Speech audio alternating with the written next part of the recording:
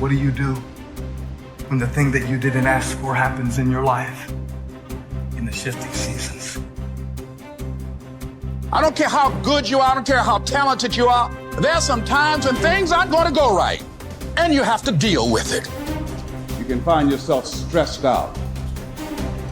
You can find yourself depressed, mentally fragile because of the experiences, the turbulence that you have gone through. You can experience enough pain in life that it can clobber you to the ground, and you believe you can't do it. You believe that this is it for you. No, it's not. What if you told people the story of, hey, I had a fucked up life, but I don't want to tell you that. I'm going to tell you what I'm going to do next, and I'm going to go out and do it. That is what self-development is about. That is what peak performance is about. That is what breaking through self-limiting beliefs is about, is rewriting the story. Because as long as you have breath in your lungs, as long as your heart is beating, as long as you have consciousness in your mind, you can go and rewrite the story of how your life ends. Setbacks will happen. When they do, it's okay to cry, but eventually you have to get over it and move on. It is good to be uncomfortable. I've never met anybody who was terribly creative or gifted or strong in leadership who was also comfortable. It's always those people who say, is there not a cause? Those exceptional people who are uncomfortable with the times and rise to the challenge because they refuse to allow the chaos around them to determine the conqueror within them. People who resist the toll to go down and stand fiercely in spite of opposition and say, I'm going to do it anyway. Forget all your problems. Everyone has the same problems. It's our solutions to those problems that make us different. Do you have the courage to get what you want? It takes courage to achieve your goals, man. It's easy to give up. It's easy to look at these people and make excuses as to why they can do what you can't. You have everything you need to achieve anything. Our great problem is not that we feel that we are powerless, but that deep down inside we feel that we are powerful beyond measure. It's an incredible thought. It's almost a scary thought, isn't it? But it's also true, because the powers that you have are extraordinary. Have faith like a child. Adults are too skeptical. You may not be able to do all you find out. You may not be able to do all you find out, but you should find out all you can do. See, you don't want to wind up at the end of your life and discover that you've lived only 1/10 of it. And the other 9/10 went down the drain.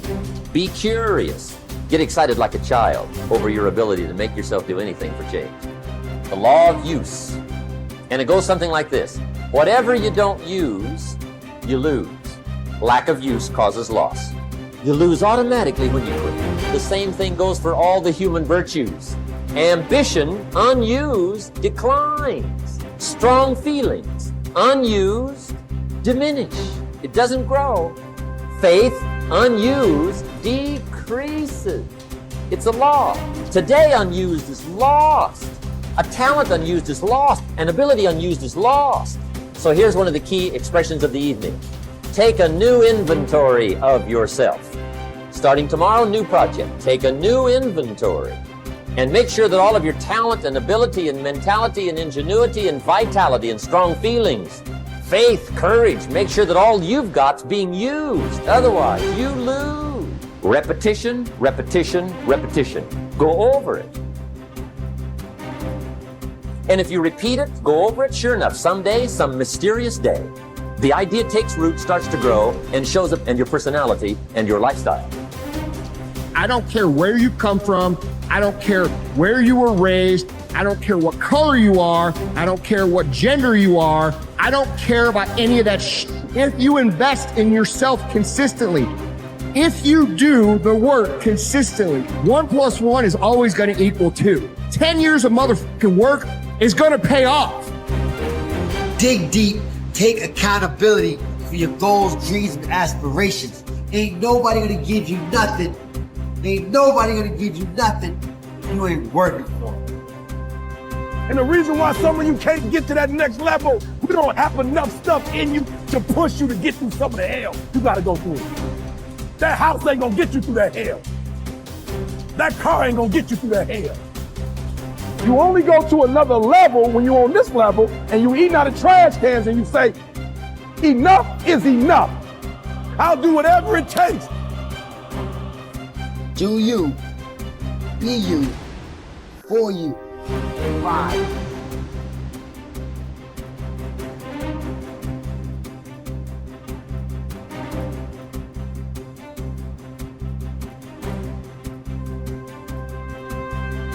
You should treat yourself like you're someone responsible for helping. And the first question is, well, why don't you? And the answer is, well, there's a lot wrong with you, you know?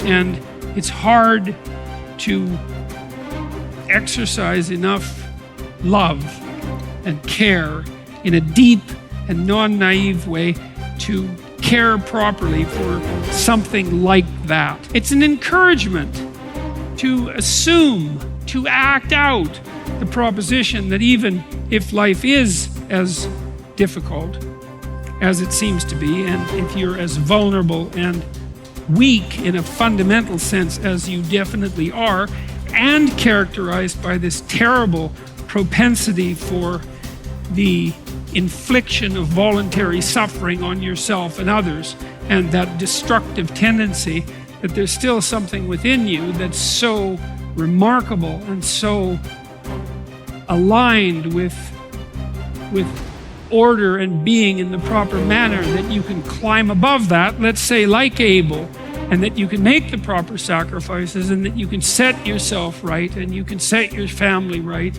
and you can set the world right, and that the mere possibility that that might occur, that that might be within the realm of potential, means that you have a moral obligation to exercise the responsibility to take care of yourself as if you're something that matters.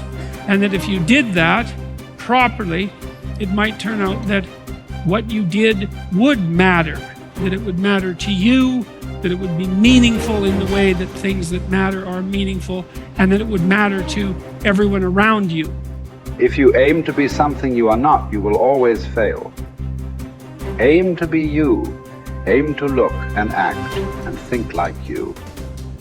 Aim to be the truest version of you. Embrace that you-ness. Endorse it. Love it. Work hard at it. And don't give a second thought when people mock it or ridicule it. Most gossip is envy in disguise. I believe that what we become depends on what our fathers teach us at odd moments, when they aren't trying to teach us. We are formed by little scraps of wisdom. Maturity is the ability to live fully and equally in multiple contexts. Most especially, the ability, despite our grief and losses, to courageously inhabit the past, the present, and the future all at once. The wisdom that comes from maturity is recognized through a disciplined refusal to choose between or isolate three powerful dynamics that form human identity. What has happened, what is happening now, and what is about to occur. Immaturity is shown by making false choices. Living only in the past, or only in the present, or only in the future, or even living only 2 out of the 3. Maturity is not a static arrived platform where life is viewed from a calm, untouched oasis of wisdom, but a living elemental frontier between what has happened, what is happening now, and the consequences of that past and present. First imagined and then lived into the waiting future.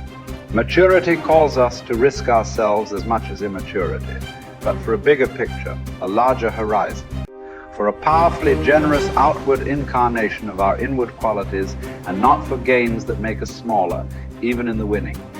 People say that what we're all seeking is a meaningful life. I don't think that's what we're really seeking. I think that what we're seeking is an experience of being alive, so that our life experiences on the purely physical plane will have resonances with our own innermost being and reality, so that we actually feel the rapture of being alive. Believe me, there is no such thing as great suffering, great regret, great memory. Everything is forgotten, even a great love. That's what's sad about life, and also what's wonderful about it. There is only a way of looking at things, a way that comes to you every once in a while. That's why it's good to have had love in your life after all, to have had an unhappy passion.